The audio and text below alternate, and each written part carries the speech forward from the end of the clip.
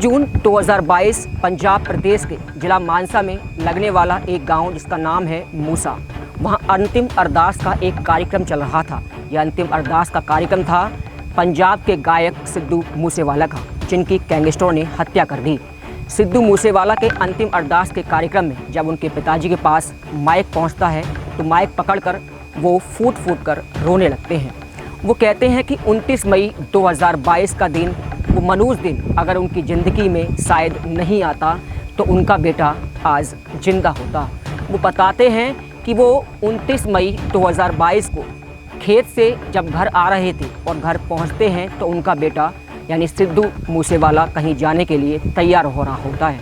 वो कहते हैं कि बेटा मैं तुम्हारे साथ चलूँगा, लेकिन उनका बेटा उनसे मना कर देता है। वो कहता है कि पिताजी बस मैं यूँ गया और यूँ आया। बताते हैं कि अगर उनके साथ वो चले जाते तो शायद उनका बेटा आज जिंदा होता, लेकिन उनका बेटा उस दिन गया और अभी तक वापस नहीं आया। आज 10 दिन हो चुके हैं, अभी तक पुलिस के हाथ खाली हैं, अभी तक उनके हत्यारों का पता नहीं चल सका है।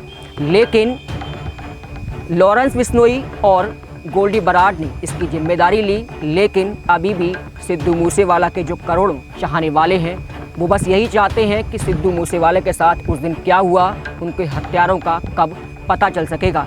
ये घटना भी शायद छुपा दी जाती, लेकिन मीडियाओं के माध्यम से, इंटरनेशनल मीडियाओं के माध्यम से, अखबारों के माध्यम से जब ये खबर चली तो अभी तक इसको दबाया नहीं गया है। पुलिस भी उन हत्यारों का पता करने में जुटी हुई है।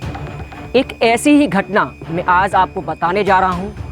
देखने के लिए हमारे खबर एक्सपर्ट चैनल पर आज हम एक नया शो शुरू करने जा रहे हैं जिसका नाम है क्राइम हिस्ट्री।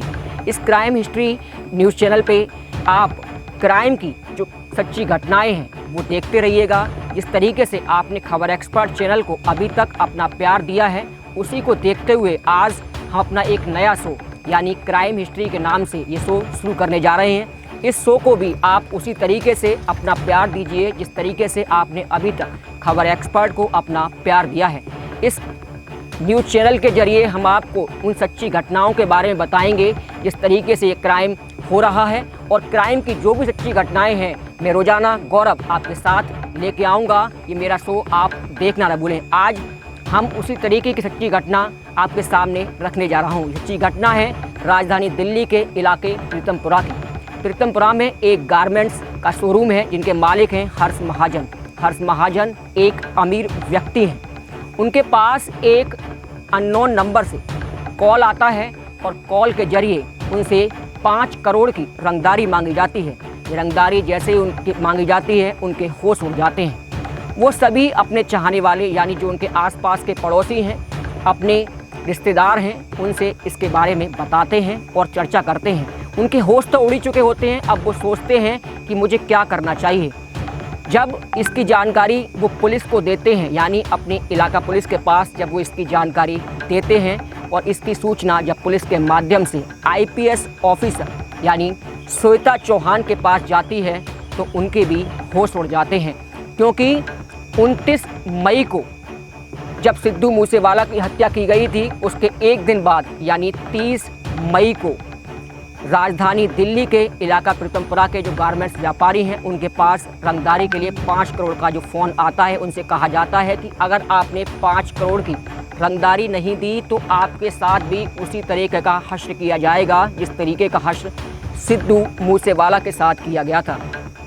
जब ये पूरी जानकारी पुलिस के पास पहुंचती है तो पुलिस के भी होश उड़ जाते हैं और पुलिस इसकी जांच के लिए टीमें गठित कर देती है। जब टीम गठित की जाती है और इसकी जांच पड़ताल की जाती है तो पता चलता है कि ये कॉल एक इंटरनेशनल ऐप के जरिए की गई है, और जब इंटरनेशनल ऐप के जरिए की गई है जानकारी पुलिस को मिल जाती है तो और इस जांच को बढ़ाया जाता है। जब बढ़ाया जाता है तो एक सनसनीखेज वारदात जो होने वाली है उसके बारे में पता चलता है और इस घटना के बारे में पता चलता है जिसकी बात मैं आपके सामने कर रहा हूँ। और तफ्तीश की जाती है तो पता चलता है कि यह कॉल एक दिल्ली के जेल से की गई है।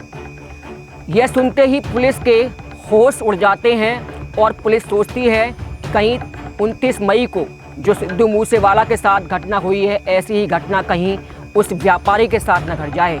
तो पुलिस इसकी जांच पड़ताल और गंभीरता से करती है। तो क्लियर हो जाता है कि ये घटना यानी दिल्ली का जो एक जेल है मंडोली का, वहाँ से ये कॉल किया गया है। लेकिन पुलिस के दिमाग में ये आता है कि जेल में फ़ोन किसके पास आया और फ़ोन से कॉल कैसे की गई। जब इसके बारे में पता लगाया जाता है तो वहाँ पता चलता है कि अक्षय पाल्दा नामक एक गैंगस्टर जो दिल्ली की इस जेल में बंद है, उसके ज़रिए ये कॉल की गई है और उसके पास एक iPhone 5 मोबाइल भी मिलता है। पुलिस को ये अभी तक नहीं पता चलता कि उसके पास ये iPhone मोबाइल कहाँ से आया, क्योंकि जेल के अंदर किसी भी व्यक्ति के पास iPhone मोबाइल रखना गैर कानूनी है। लेकिन जब से वो उस जेल में बंद है तो उसके पास ये मोबाइल कैसे पहुंचा, ये सबसे बड़ी गुत्थी पुलिस के सामने उलझ जाती है कि उसको फ़ोन किसने पहुंचाया और वहां से जेल से ये कॉल कैसे की गई। जब इनकी जानकारी पुलिस के ज़रिए जुटाई जाती है तो उनके होश उड़ जाते हैं, क्योंकि अक्षय पाल्दा साफ कहता है कि लॉरेंस बिश्नोई उनका गुर्गा है, उनका आदमी है। जब इसकी बात पुलिस को सूचना मिलती है तो पुलिस के दिमागों के होश उड़ जाते हैं, क्योंकि लॉरेंस बिश्नोई भी वही है जिसकी सिद्धू मूसेवाला की जिसने हत्या की थी। जब इसके बारे में पुलिस को पता चलता है तो पुलिस सोचती है कि कहीं वो घटना दोबारा इस व्यापारी के साथ तो नहीं होने वाली, और जांच को जुटाया जाता है। पुलिस टीमें गठित कर दी गई हैं, पुलिस और जांच पड़ताल करती है तो पता चलता है कि अक्षय पाल्दा के साथ एक और शख्स जुड़ा हुआ है। अक्षय पाल्दा इस बात का खुद खुलासा करता है, वो बताता है कि उनके साथ एक और शख्स इस वारदात में शामिल है, यानी उस शख्स का नाम है नरेंद्र सेठी। नरेंद्र सेठी के बारे में मैं आपको बता दूं, नरेंद्र सेठी के ऊपर 20 मुकदमे हत्या के पहले से ही दर्ज हैं और पुलिस ने उसे सहारनपुर जेल से सहारनपुर में गिरफ्तार किया है। जब नरेंद्र सेठी की बात करता हूं तो नरेंद्र सेठी के ऊपर ऐसे 20 मुकदमे हैं जो भयानक हत्याओं के हैं, यानी नरेंद्र सेठी और अक्षय पाल्दा ये दोनों ने ही मिलके उस रंगदारी जो 5 करोड़ की रंगदारी उस व्यापारी से मांगी गई थी, उन्होंने दोनों ने मिलकर मांगी है। और जांच पड़ताल आगे बढ़ती है और खुलासे धीरे धीरे होते जाते हैं और नई नई चीज़ें इसमें निकलती चली जाती हैं। एक और चीज़ निकलती है जिसके ऊपर शायद आप भी विश्वास नहीं करेंगे। पुलिस को एक और चीज़ मालूम पड़ती है, यानी कि पुलिस को ये मालूम पड़ता है कि पुलिस का ही एक सिपाही इसमें जुड़ा हुआ है। जब यह बात पुलिस को मालूम पड़ती है तो पुलिस के ज़मीन नीचे से खिसक जाती है। पुलिस सोचती है कि ऐसा कैसे हो सकता है। जी हाँ, लेकिन ऐसा हुआ है। पुलिस का एक सिपाही मेरठ का जो एक कांस्टेबल है वो इस पूरी वारदात में जुड़ा हुआ है। पुलिस कांस्टेबल ही उस अक्षय पाल्दा के पास मार्केट से 2 सिम, यानी कि एक BSNL एक वोडाफोन की जो सिम है वो अक्षय पाल्दा के पास पहुंचाता है और फिर अक्षय पाल्दा अपने iPhone 5 मोबाइल के ज़रिए एक इंटरनेशनल ऐप के ज़रिए ये कॉल करता है और यह कॉल व्यापारी के पास पहुंचती है 5 करोड़ की रंगदारी के लिए। और भी खुलासे होते जाते हैं और फिर पुलिस ये सोचती है कि जब पुलिस का ही एक आदमी उससे मिला हुआ है तो ऐसा कैसे हो गया। इसके बाद उस पुलिस के सिपाही को निलंबित कर दिया जाता है और पुलिस की नौकरी से हटा दिया जाता है। लेकिन जब एक और नाम मैं आपको बता दूं कि जुड़ा हुआ है, जो नरेंद्र सेठी का नाम बताया मैंने आपको, लॉरेंस बिश्नोई का नाम बताया, ये दोनों ऐसे नाम हैं, ये दोनों ऐसे गैंगस्टर हैं जिन्होंने साफ तौर पे फेसबुक के जरिए ट्वीट करके उन्होंने कहा था कि हमने अपने भाई का बदला सिद्धू मूसेवाला की हत्या से ले लिया है। यानी सिद्धू मूसेवाला ने शायद उनके जो मैनेजर थे उन्होंने विक्की की हत्या की थी। विक्की की हत्या का खुलासा उन्होंने एक फेसबुक एक पोस्ट है उसके ज़रिए साफ कहा था कि हमने इसकी हत्या करके अपने भाई का बदला ले लिया है। लेकिन जब ये दिल्ली की घटना पुलिस के सामने आती है तो पुलिस भी सोचने पर दंग रह जाती है कि पुलिस में जो सिपाही भर्ती है, जब ऐसे ही सिपाही उन गैंगस्टरों का साथ देंगे तो ये जुर्म कैसे कम होगा। हम लोग भी यही सोचते हैं कि अगर पुलिस के जो साथी हैं अगर गैंगस्टरों के ज़रिए इस तरीके से जुड़े रहेंगे, उनकी सहायता करेंगे, तो ये गैंगस्टर जो जुर्म करते हैं वो शायद कम ना हो पाएँ। लेकिन एक और ऐसी घटना मैं आपको बता दूं कि लखनऊ में एक और ऐसी ही वारदात होती है। लखनऊ में 10 लाख रुपए की रंगदारी मांगी जाती है और कहा जाता है कि मैं लॉरेंस बिश्नोई बोल रहा हूँ, यानी लॉरेंस बिश्नोई के नाम से भी लखनऊ में एक रंगदारी मांगी जाती है। दोस्तों, इस तरीके से रंगदारी मांगी जा रही है कि लॉरेंस बिश्नोई का नाम तो ऐसे उछाला जा रहा है कि शायद पुलिस इन पर कब तक शिकंजा कस पाएगी, ये देखने वाली बात होगी। लेकिन एक मीडिया चैनल ने तो यहाँ तक कह दिया कि हम लॉरेंस बिश्नोई को अपने साथ विदेश ले जाएंगे।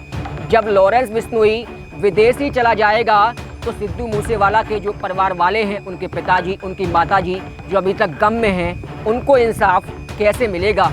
और यह घटना जो मैंने आपको दिल्ली की बताई, इसमें भी सिपाही को तो निलंबित कर दिया गया, लेकिन जो अक्षय पाल्दा है उस पर भी कड़ी कार्रवाई कब तक होगी। लेकिन एक और बड़ा सवाल ये उठता है कि पुलिस वाले अगर इस तरीके की घटनाएं करते रहेंगे तो जुर्म भी कैसे कम होगा। दोस्तों, आज जो मैंने आपके साथ ये सच्ची घटना बताई, ऐसी ही घटना मैं रोजाना गौरव आपके साथ लाता रहूँगा। और खबर एक्सपर्ट पर हमारे चैनल क्राइम हिस्ट्री को आप देखना ना भूलें।